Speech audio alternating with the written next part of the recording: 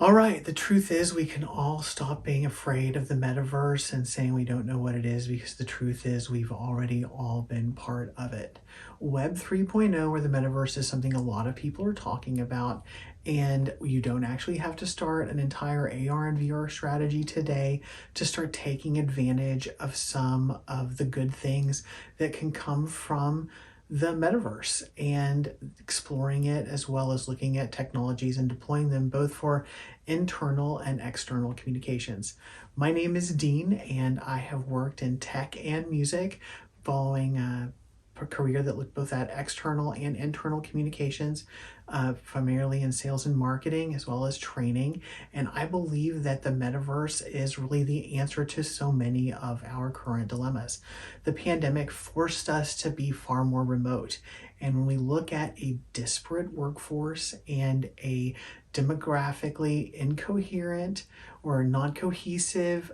customer base, then we need something that's going to bridge that gap, and that's going to be technology, and it's going to be the metaverse. And metaverse is basically the idea that people are going to design an environment and utilize technology in ways that just harness the natural instinct of humans to herd and to work together in teams and in collective natures. And we're going to take those instincts and we're going to let technology allow people to design how they want to communicate with each other. You need only look at something like Fortnite or Halo and a bunch of guys that have basically appointment gaming, where they get online and they get their headsets on, they get the view screen going, they have their controller in front of them, and they play over and over again with people they've only connected with virtually. They've only met these people through avatars and only in the environment of the game. Well, that is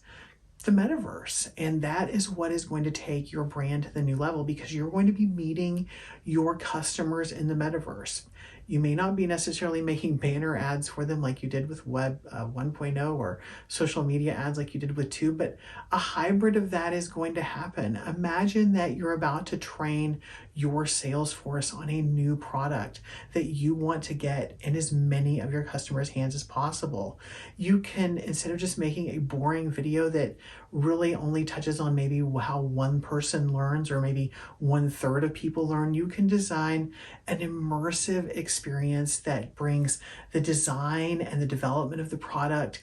in and allows people who worked on that part of the project to interact with the people who are going to sell it and talk about it, and allows them to really explore that product together to save that information and that experience. And it also will allow then that material you've made for that training can then be deployed and used by your sales force to meet with their clients and explore the product in that same way. That's what the metaverse is really going to allow us. Just imagine those screens getting closer and the experience feeling more real, as spatial audio and